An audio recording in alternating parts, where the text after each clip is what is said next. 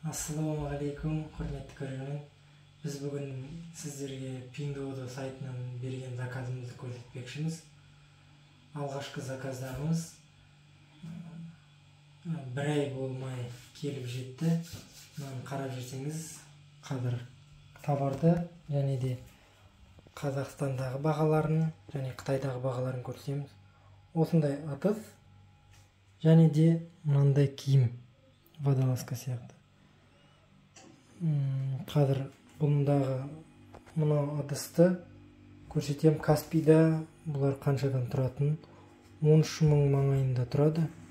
Мінекей, қарасаңыздар, 13 мың, 14 мың бұл Каспий магазинде.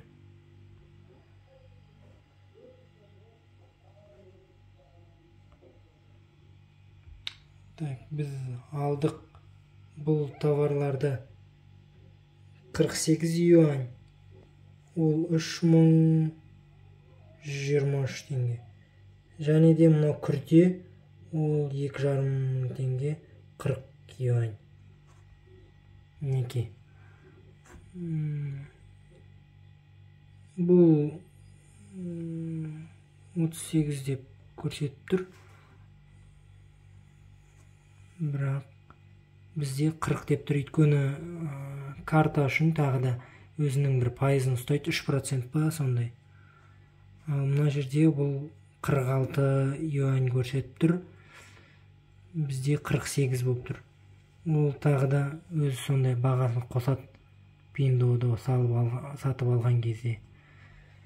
Және де доставкасына мынау ыдысқа 3119 және күртеге 1090 теңге төледік.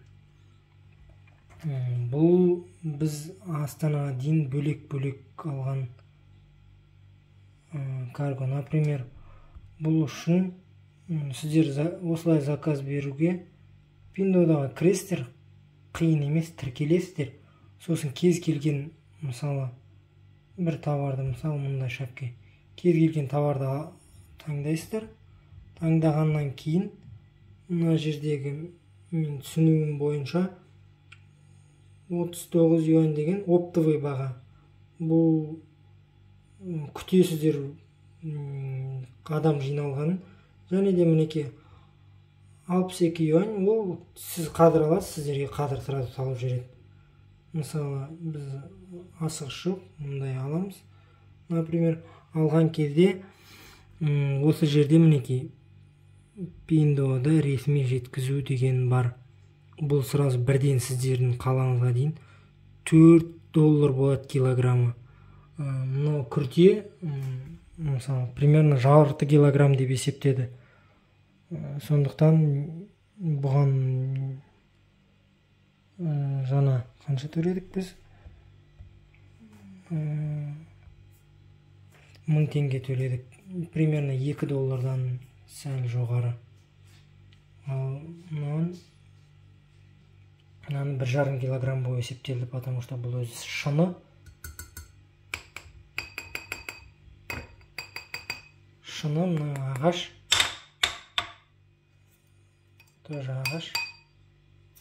Қасықтары. Сол негізі жаңағы Pinduoduoға осылай кіресіздер, кіргеннен кейін $4 басталады деген жерге басасыз. Сосын мына жерге адресті енгізесіз. Енгізіп қайтадан өшіріп тастағам да. Өйткені 1 килограмм үшін $4 қымбат деп есептеймін.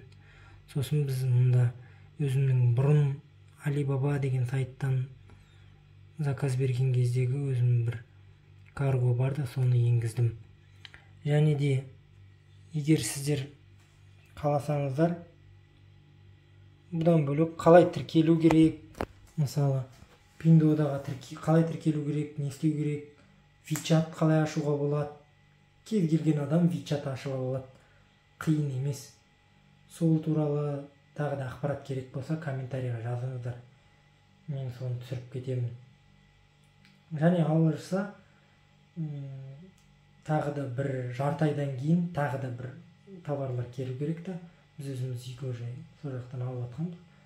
Срочный емес сондай товарларды Қытайдан заказ береміз, өйткені сол жақта арзандау шығады. Енді жаңа мен көрсеттім ғой, мынау доставкасы 3000, қанша шыққанын есептейікші. Мен соны басты айтуға ұмытып кетіппіз ғой. Мінекей доставкасы 3000,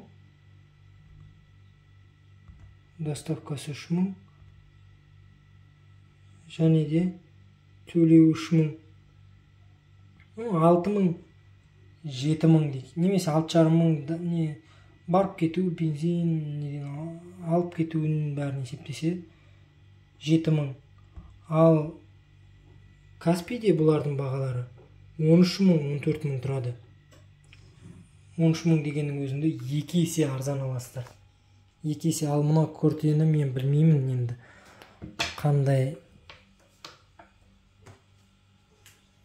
қанша тұратынын бұл Қазақстанда. Тоже нормально деді ғой. Мұнда мен прям қатты керемет разбираться етпеймін. Бірақ материалы жылы былай күшті, денеге күшті. Мына жылы күрте болатын. Точно солтүстіктің, Астананың адамдары заценет. Сол ендігі комментарийға жазыңыздар. Жазылып кетіңіздерші бастысы. Каналға жазып, тіркеліп, лайк басып, және де комментарийға не керек, қандай обзор жасайын тағы да, соны айтсаңыздар. WeChat'ты қалай тіркелу керек екенін айтып бере аласыз. Alibaba-дан товар қалай заказ беруге болатын, сондай бір оңай. Қытайдан товар беру оңай, тек қана күтсеңіздер, авиа доставка болады, онда тезірек келеді. Бірақ онда қымбаттау болады. Асықпайтын сондай заттарды Қытайдан заказ бере берсеңіздер болады. Ал жарайды, сау болыңыздар, тіркеліңіздер, комментарийға не керегін жазыңыздар.